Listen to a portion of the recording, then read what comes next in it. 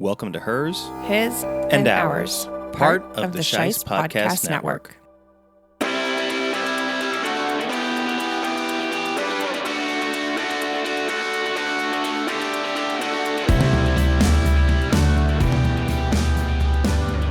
Hello, and welcome to a Hers, His, and Ours special event as we take on the Netflix reality competition show Battle Camp, one episode at a time.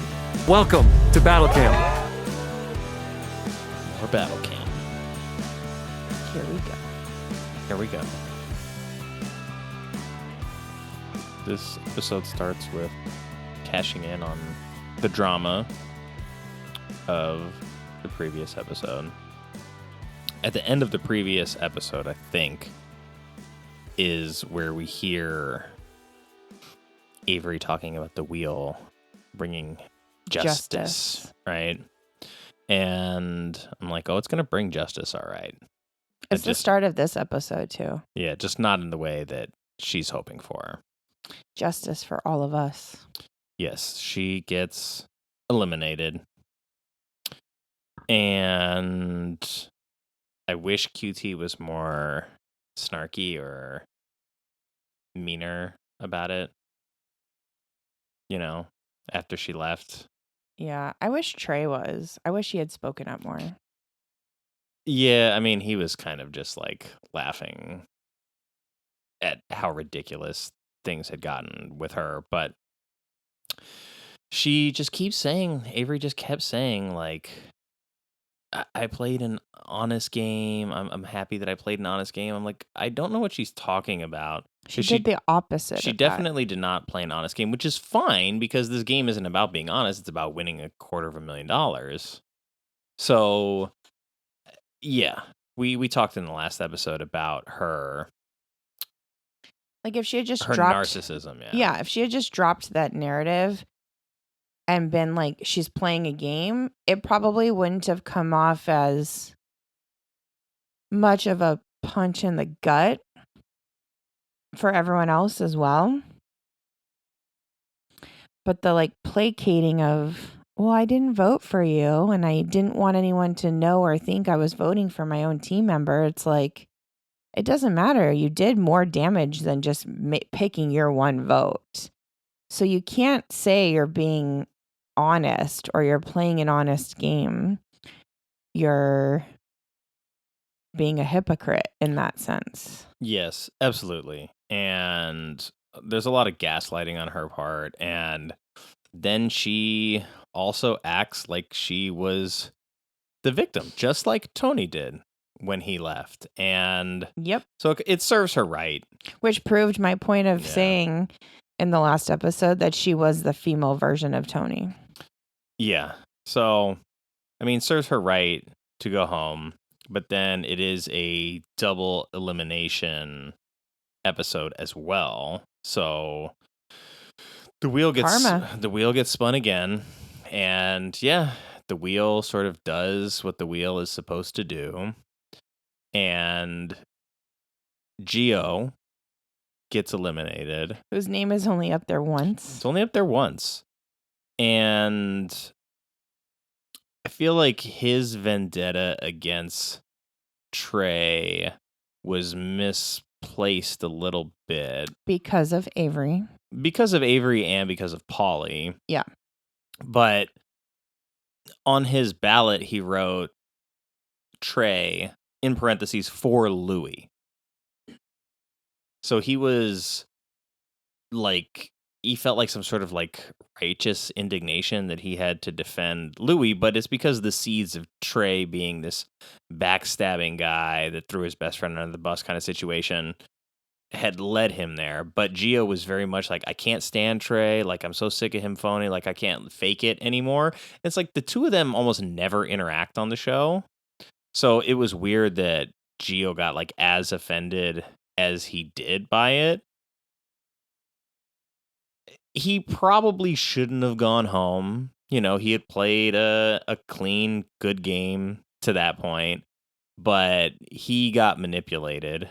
Because it's like, it's one thing to like see Trey or to like learn what Trey did and then see him as maybe being weak, right? Or wanting to take out the leader of the yellow team. Like, there's plenty of reasons to vote for him, but the one that he did sort of implied that there was this strong relationship that he had with Louis, which I don't even think was the case from what we saw. So I don't know. It was all very weird. I feel like he was very much puppeted into that vote. And so when he raised his hand and was like the first person to claim their vote on the show, I think, throughout all of the episodes, it was a little bizarre, but I was like, that's kind of what he gets for getting his ass gaslit too. So What goes around comes around. it does. And like I said, Gio didn't do anything wrong. He didn't necessarily deserve to go home just like at surface value, but he got puppeted into that vote, and it came around and bit him in the ass. And I think what I found interesting was that Trey was trying to own up to his actions to some degree, especially when people were behind him talking and like proudly talking about that. Like, he's trying to own up to what happened. But nobody's After willing that, to listen. No one's willing to listen, number one. And number two, in the process of doing that, he never actually betrays Polly either. He never In front of her either. never too. goes out of his way to say anything bad about her, or that she mislabeled the situation and inaccurately represented what happened, even after he learns that she had planted that seed in everybody else's ear. So, And then ultimately votes for him. yeah. So it's it starts to get messy, messier. And then as two people from the blue team were eliminated, they're way outnumbered now heading into the next challenge. And this is the rock wall finally, which they showed us like in episode 2, and I was like, ooh, there's going to be rock climbing, and they've just been like delaying it. So it's not just rock climbing, it's electrified rock climbing, which I think is a cool twist. There's a little bit of strategy there, but the red team is definitely stacked in this competition. Nick climbed great. Trey climbed great. Lorenzo climbed great. They didn't have to worry about the rest of it, and then two people on blue had to climb twice. And so valiant efforts in a couple of moments. Polly lost against like QT's comeback when she sort of like froze at the top of the wall. So there were some cool moments there, but we start to see further that Trey is not really part of the team, despite doing well in the spelling competition and helping his team, despite doing well on the rock wall. They kind of freeze him out of conversations. They kind of treat him like a second-class citizen, and I understand why they would want to do that and not trust a guy who is a known liar, right? We saw that one of the votes for Trey on the wheel came from Kyle because Trey just lied straight up to Kyle's face. And so Kyle should have voted against Avery to back QT's play, but he may have already voted for Trey at that point because he sat down with him. He tried to give Trey a chance to be honest. Trey bullshitted. And I get why Trey did. He's like, I wouldn't stab anybody in the back. And I think in that moment in that episode, Trey knows that he did stab Louis in the back. I think he feels the burden of having done that because of the way he answered that question. Like, he's like, no. And then he like scoffs and shakes his head and closes his eyes. And it's like, it's very like defensive. And he's like trying to convince himself that he wouldn't do it. And so Kyle already knows the answer. And so when Trey lies to him, it's like, okay, I'm definitely voting for this guy. And I understand why, but I think Kyle also sees the way that the red team has treated him. And so he reaches out to Trey. The way that he does it is like very out in the open too. So it's like the red team, there's 3 or 4 of them at the fire pit. I think that was intentional, though. Oh, yeah, for sure. Kyle knew what he was doing. Kyle's a good player in terms of like the strategy because it worked really well for the vote that we, I think, didn't see yet. The vote that's coming up in the episode that we're about to watch. Kyle's whole strategy was to get as many people from the red team on the board as possible. And to also give Trey a glimpse of having a chance if the Bears all voted for him. And so they said that the Bears would not vote for Trey, which they didn't, right? Trey votes for Chase. Chase votes for Trey, so that's 2 people from the red team on the board. And then all the rest of the red team can vote or all the rest of the blue team can vote all the rest of the red members onto the board. And so it was kind of crazy that it went down that way because Kyle's strategy had worked, that nobody from the blue team, I think, had been added back to the board after their initial team loss. So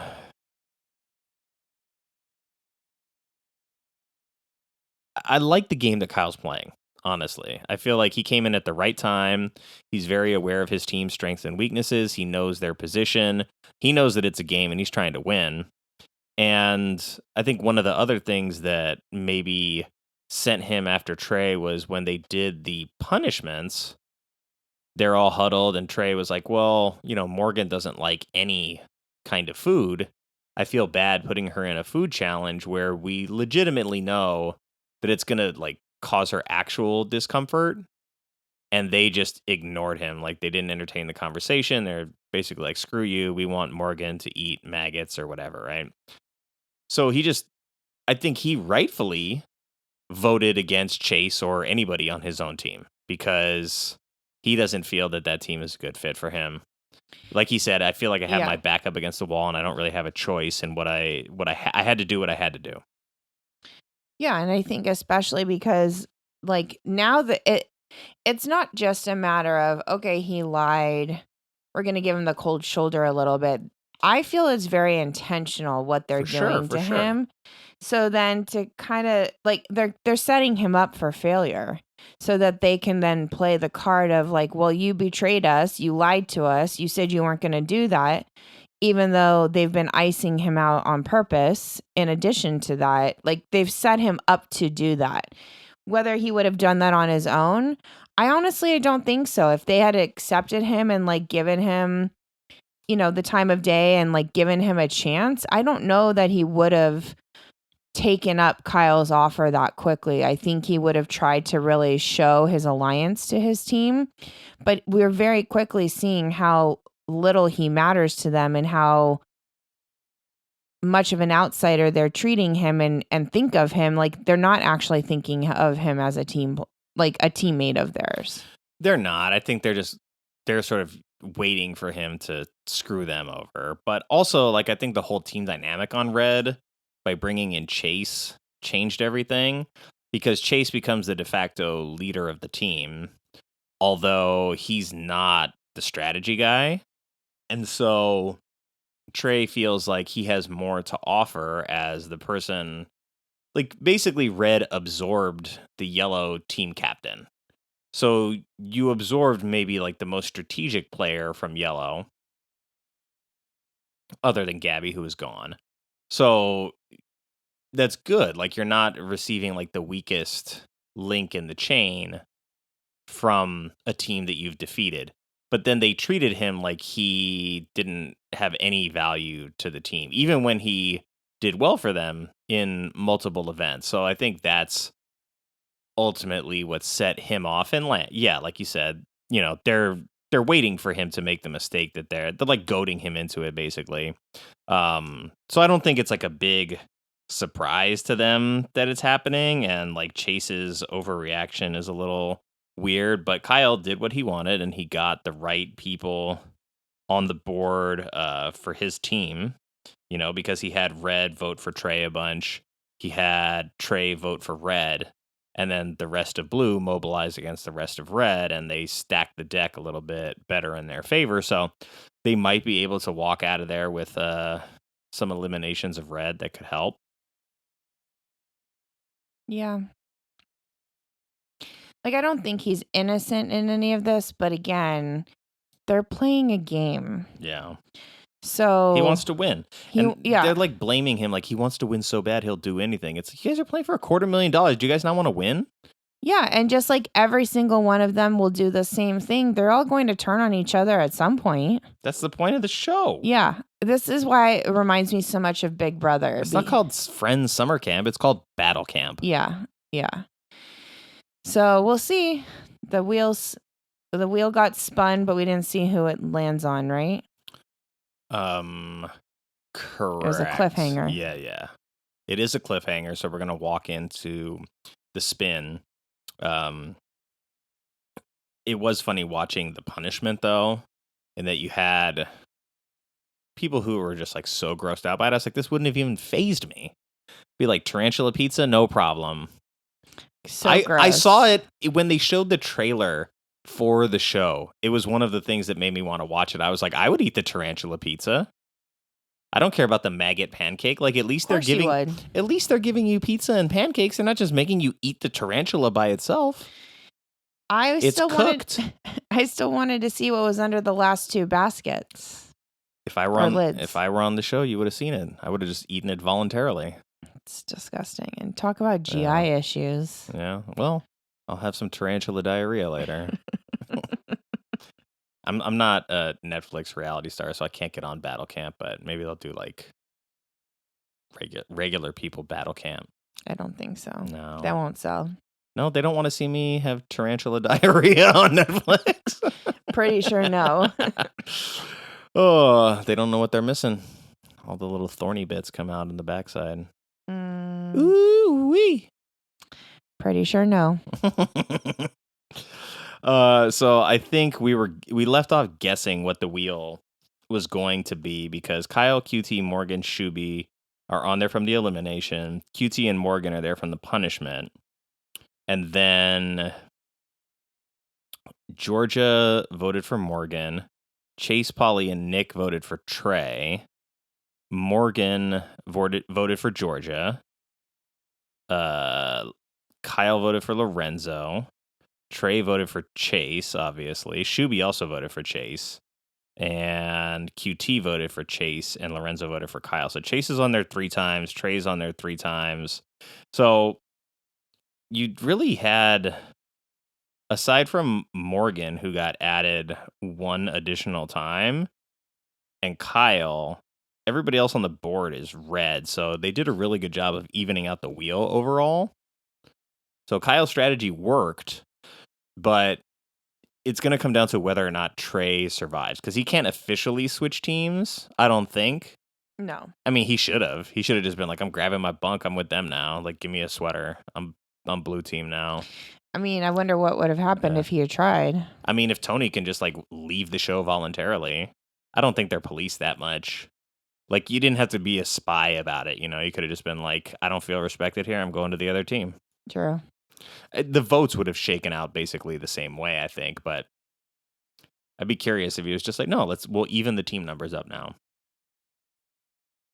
Or make it a little more balanced. Yeah, so we've got the wheel to look forward to, and then we'll see the falling action, because if Chase goes home, which would make sense, it would put like a big power vacuum in red, and Trey is still technically in red, but I don't think would be welcomed in as a voice of reason. If Trey goes home, red still loses a player, but they lose the player that they want to lose, and there's a second spin still, so you could see Trey and Chase leave.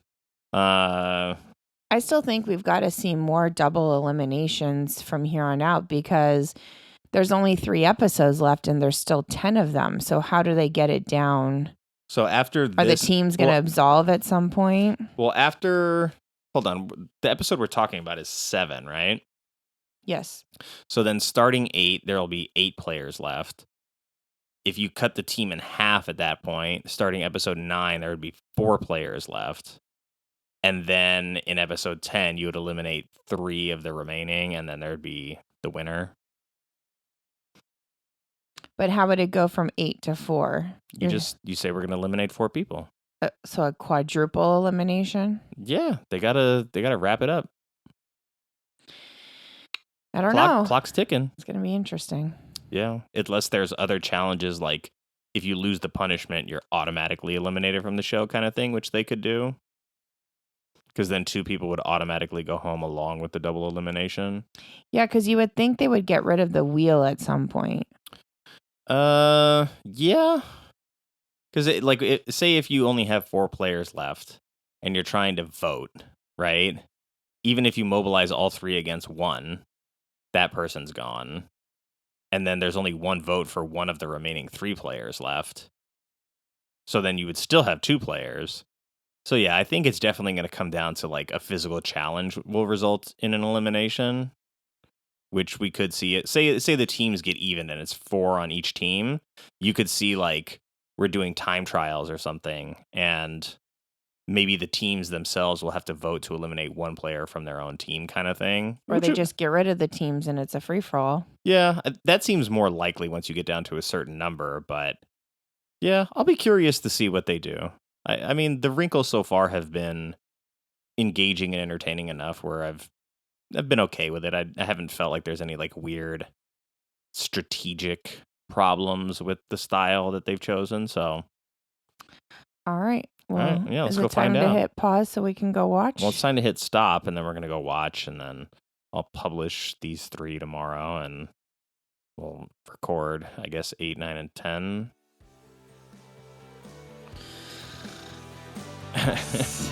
All right. Take care. We'll see you on the next one. Thanks for listening to Hers, His, and Ours. We'd love for you to continue on this journey with us. The easiest way to do that is to like and subscribe to the show on the podcast platform of your choice. Follow our socials at Hers, His, Ours, spelled like time, on Instagram and X. To keep tabs on this show and others in the Shice Podcast Network, follow at ShicePodNet on Instagram, Blue Sky, and X.